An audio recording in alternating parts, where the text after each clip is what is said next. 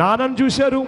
ఒక్కసారి అవకాశం ఇవ్వండి, నాన్నగారి కన్నా గొప్ప పరిపాలన తీసుకొచ్చే ప్రతి ప్రయత్నం నేను చేస్తాను అని చెప్పి మీ అందరికీ కూడా హామీ ఇస్తా ఉన్నా.